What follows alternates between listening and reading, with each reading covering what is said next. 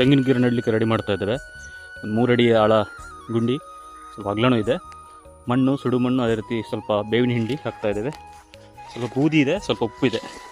ಹುಳ ಎಲ್ಲ ಬರಬಾರ್ದು ಅಂತೇಳಿ ಇದನ್ನು ಸಾಕ್ತಾ ಇದ್ದೇವೆ. ಗುಂಡಿ ಆದಷ್ಟು ದೊಡ್ಡದಿರೋ ಒಳ್ಳೆಯದು, ಏನಕ್ಕಂದರೆ ಮುಂದೆ ಗೊಬ್ಬರ ಹಾಳು ಹಾಕಲಿಕ್ಕೆ ಈಸಿ ಆಗುತ್ತೆ. ಅದೇ ರೀತಿ ಸ್ವಲ್ಪ ಮೇಲೆ ನೆಡಬೇಕು, ಫುಲ್ ಗುಂಡಿ ತೆಗೆದು ನೆಡಬಾರ್ದು, ಬೇರು ಹೋಗ್ಲಿಕ್ಕೆ ಈಸಿ ಆಗ್ತದೆ ಅವಾಗ. ಇದು CPCRI ಡೆವಲಪ್ ಮಾಡಿರೋಂಥ ಕಲ್ಪಶ್ ಎಂಬ ವೆರೈಟಿ ನೋಡಿ ನಡ್ತಾ ಇದ್ದೀವಿ. ಇದು ಕುಬ್ಜ ಸಸಿ, ಅಂದರೆ ಜಾಸ್ತಿ ಹೈಟ್ ಹೋಗೋದಿಲ್ಲ. ಇದು ಮೇನ್ಲಿ ಎಳ್ನೀರಿಗಾಗಿ ಬೆಳೆಸ್ತಾರೆ ಇದನ್ನು. ನೋಡೋಣ ಹೆಂಗೆ ಬರುತ್ತೆ ಅಂತೇಳಿ ನಮ್ಮ ವೆದರ್ಗೆ. ಇದು ಆಲ್ಮೋಸ್ಟ್ ಒಂದು 2 ವರ್ಷ 10 ತಿಂಗಳಾಗ್ತಾ ಬಂತು ಈ ಸಸಿಗೆ. ಈಗ ಸ್ವಲ್ಪ ಮಳೆ ಕಮ್ಮಿ ಇರೋದ್ರಿಂದ ಸ್ವಲ್ಪ ಉಪ್ಪು ಮತ್ತು ರಸಗೊಬ್ಬರ, ಫ್ಯಾಕ್ಟಂಪಾಸ್ ಅಂತೀವಿ, NP ಜಾಸ್ತಿ ಇರ್ತದೆ, ನೈಟ್ರೋಜನ್ ಫಾಸ್ಫರಸ್, ಎಲೆ ಮತ್ತು ಬೇರಿನ ಬೆಳವಣಿಗೆಗೆ